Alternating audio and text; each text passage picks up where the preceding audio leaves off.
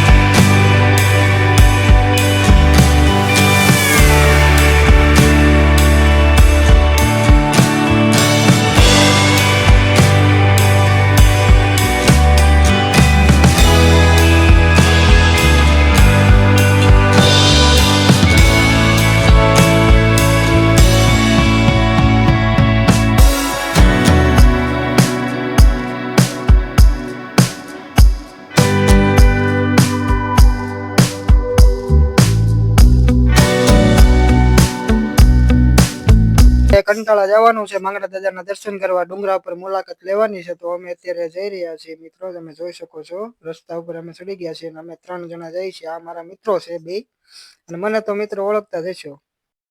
Finally મિત્રો અમે જતા હતા રસ્તામાં એક સબસ્ક્રાઇબ મળી ગયા. તો સબસ્ક્રાઇબર અમે વાતચીત કરી લીધી થોડી, નાની બાકાજી બોલાવી દીધી. પછી સબસ્ક્રાઇબ કે અમારે આવવાનું છે દાદાને દર્શન કરવા. આવું તો હાલો, અમારે કોઈ પ્રોબ્લેમ નથી. બે જાવ ગાડીમાં. પછી એને બિહાર લીધા અમે થઈ ગયા પછી હાલતા. તો ફાઇનલી મિત્રો અમે રોડે ચડી ગયા છે ને આગળ થોડાક હાલો એટલે કંટાળા ગામ આવે. તમે જોઈ શકો છો આ કંટાળા ગામ આવી ગયું છે હાલમાં. તો આ જે બધું હેરો મારેલો છે એ તરફ આપણે જવાનું છે. પણ મિત્રો જે કઈ મિત્રો દર્શન કરવા તમે આવતા હોય, જો કોઈ પણ વ્યક્તિ આવતા હોય તો ખાસ નોંધ લેજો મિત્રો. ઉપર કઈ સુવિધા છે એની હાલમાં નથી, પાણીની કોઈ જાતની ત્યાં પાણીનો ગલોય નથી મિત્રો. એટલે તમારે આ જે દુકાન છે ત્યાંથી તમારે બધું લેવાનું રહેશે. શરીફળ છે, અગરબત્તી છે, જો કાંઈ તમારે લેવું હોય અહીંથી તમારે સુવિધા કરીને જવાની રહેશે મિત્રો. એટલું ધ્યાન રાખજો મિત્રો. તો અમે પણ નાસ્તો લઈ લીધો, તમે જોઈ શકો છો. નાસ્તો બસ્તો લઈને અમે થઈ ગયા પાછા હાલતા, તમે જોઈ શકો છો. એટલે તમને બન્યા રહેજો બ્લોગમાં, એટલે તમને આખો રસ્તો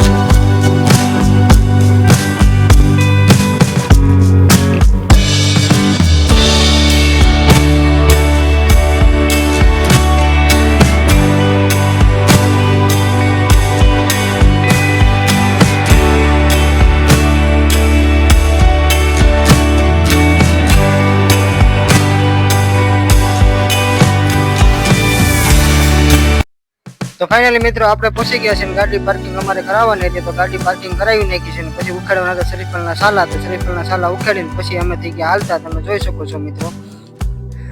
તો ફાઇનલી મિત્રો આપણે આગલા વિડીયોમાં વાત થઈ હતી ધાતુવડ કે અમે કંટાળા માંગડા દાદાના દર્શન કરવા માટે જવાના છીએ. તો હાલમાં અત્યારે અમે કંટાળા ડુંગર ઉપર આવી ગયા છીએ. તમે જોઈ શકો છો ડુંગર ચડી રહ્યા છીએ અને દાદાના ઇતિહાસની વાત કરીએ મિત્રો તો ઇતિહાસમાં એવું છે કે માંગડાવાળો અવારનવાર મામાનો મહેમાન બને. એના માંગડાવાળાના મામા એટલે ભાણ જેઠવા તેનો મહેમાન બને વારંવાર. એકવાર માંગડાવાળો તેનો મહેમાન બન્યો છે અને વાળું પાણી કરીને ઉતા છે. તો એવામાં ઢોળ સંભળાવવાનો દેખાડો થયો કે બાયલ ચાવડો આજે ગાયનું ધણ વાળીને જાય છે અને ભાણ જેઠવા એ માંગડાવાળાના મામા મિત્રો એ પોતાના માણસોને સાથીદારોને લઈ આજે નીકળી પડ્યા છે વારમાં. અને બધાને એમ કહેતા જાય છે કે વારમાં બધા ચડજો પણ ઉતેલા માંગડાને કોઈ જગાડતા નહીં. એમ કરીને બધા સાથીદારો અરે માંગડાવાળાના મામા નીકળી પડે છે અને માંગડાવાળાને ખબર પડે છે ઢોળ સંભળાવાનો એટલે એમ કહેવાય છે માંગડાવાળા ઘોડી તૈયાર કરીને બજારમાં નીકળે છે. અને એમાં મિત્રો જેની હારે પ્રીત બંધાઈ ગયેલ છે એ વાણિયાની દીકરી પદ્માવતી માંગડાને અસવાર થઈને જોયો તો પદ્માવતીને મોટામાંથી શબ્દો નીકળે કે હે માંગડાવાળા સોપાટ માંડી છે, બે દાવ રમીને ઘોડે ચડો. તેથી માંગડાવાળા એમ કહે છે પદ્મા તને આ વાત સમજાય નહીં. એમ કરીને માંગડાવાળા નીકળી જાય છે. માંગડાવાળો ફોજમાં ભેગો થયો અને બાકાજીકી બોલાવે છે. બાયલ ચાવડો એમ કહે છે કે માંગડાવાળા તો પાછો વળી જાય તું થાપણ કહેવાય, તારી ઉપર અમારો ભાન હોય, તું તો ભાણે મારે વેર હોય તો તારી મામા હારે છે. તો માંગડાવાળા એટલે વાત ધ્યાનમાં ન લીધી. પણ માંગડાવાળો બાકાજીકી બોલાવતો બાયલ ચાવડાને આમને લડતા બાયલ ચાવડાની બરછી માંગડાવાળાની છાતીમાં લાગી અને માંગડાવાળો રણ સંગ્રામમાં પડ્યો અને પડતા માંગડાવાળાને માતામાં શબ્દ નીકળી ગયા કે મામા હું તો રાજપૂતનો દીકરો છું અને હું રણ સંગ્રામમાં રહી એની માએ રોવાનું ન હોય પણ દાદા કરીને દેજે જોવા એમ મરતા બોલો માંગડો. મામા મારી પદ્માને દાદા કરીને જોવાર દે દેજો મામા.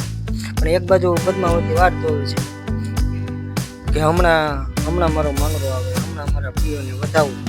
એવામાં વાર આવતા જોઈ મિત્રો આગળ પસાર આટાળી ઘોડોની અસવાર બધે ન કર્યો માંગડો. એમાં પદ્માવતી ફોજના માણસને પૂછે છે કે માંગડો ક્યાં, કોઈ જવાબ નથી આપતો. પણ ફોજના એક માણસનો મોટા મોટી શબ્દો નીકળી ગયા. હવે પદ્મા દારો પ્રીતમ હિરણની હાથમાં લીધો દાદા. તો મિત્રો માંગડાવાળા રણસંગ્રામમાં મોક્ષ પામે છે અને વાત કરીએ મિત્રો તો બે જોવાનું ગાંડી ગીર નીતિને હાલે દાદા દિવસ આપી ગયો અને અંધારું ઘોર હાલે લોટ બે જોવાનું થઈ ગયા હતા મિત્રો. તો ગીરના રસ્તામાં બે જણા વિચાર કરે છે કે હવે ક્યાં જવું. એવામાં બેની નજર એક પાંદડામાં ભેંસ પેટી તેની ઉપર પડી. તો ભેંસે બે જુવાનોને જોઈને એ ઉભી ધીરે ધીરે હાલવા માંડી. તો જુવાનો એની પાછળ હાલવા માંડ્યા અને બે જુવાનો વાતો કરતા રહે છે કે આજ તો આ ભેંસ જાય એના દૂધના વાળું કરવા છે ને ત્યાં તાજ પાછળ.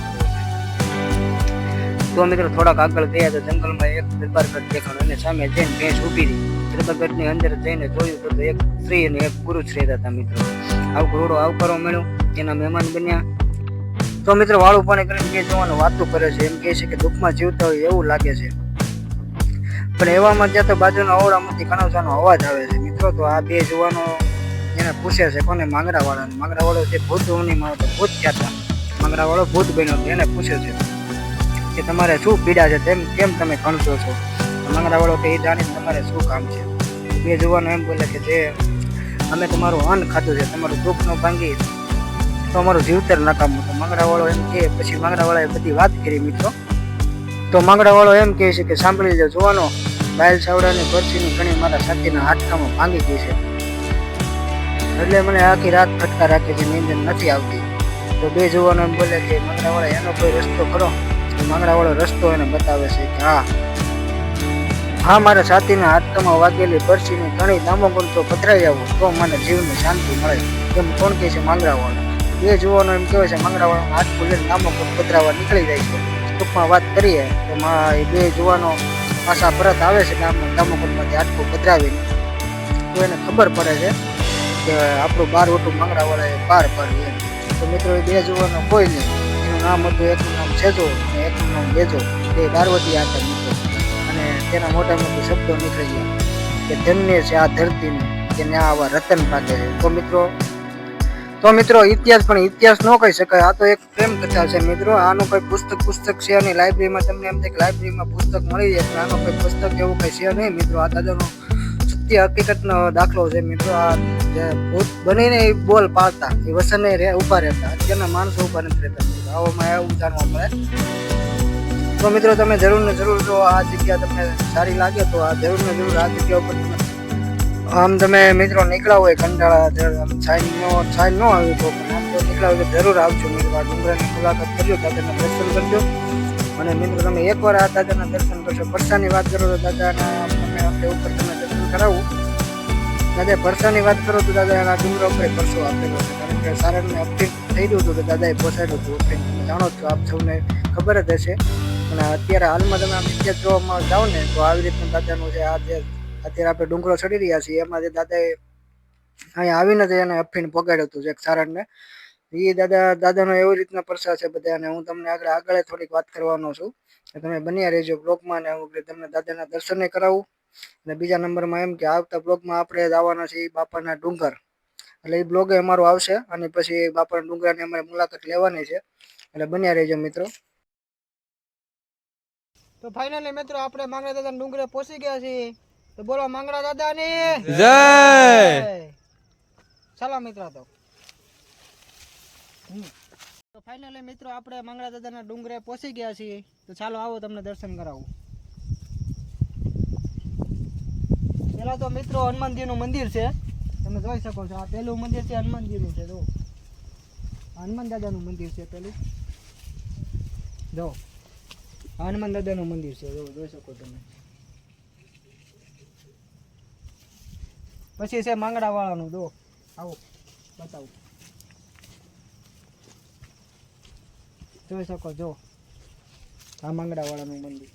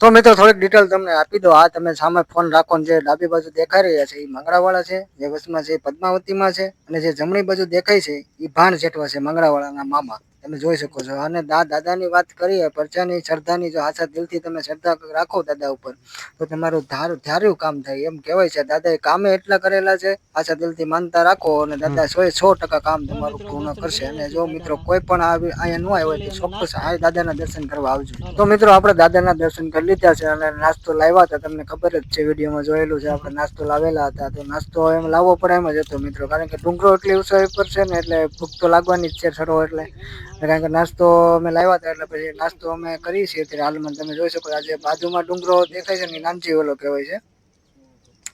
કારણ કે ડુંગરો એટલે મતલબ 500 પગથિયા છે, એટલે કેડી છે. અત્યારે હાલમાં પગથિયા નથી મિત્રો. આ જે દેખાય છે, જો આ જે ગામ છે એ કંટાળા ગામ છે. આજે તમે વિડીયોમાં જોઈ શકો છો, નાના નાના મકાનો દેખાય. અને સાઈડમાં આવેલું એક તળાવ છે, એ આગલા વિડીયોમાં તમે જોયેલું જ છે મિત્રો. વાતાવરણ એવું હતું ને, ચોમાસાનો માહોલ હતો, એટલે કઈ નજારો અલગ જ હતો મિત્રો. તમે જોઈ શકો. આ જે પેલું મંદિર છે એ હનુમાન દાદાનું છે. પછી આગળ તમે વ્હાઈટ કલરની ધજા દેખાય છે એ ભૂલતા નહીં મિત્રો.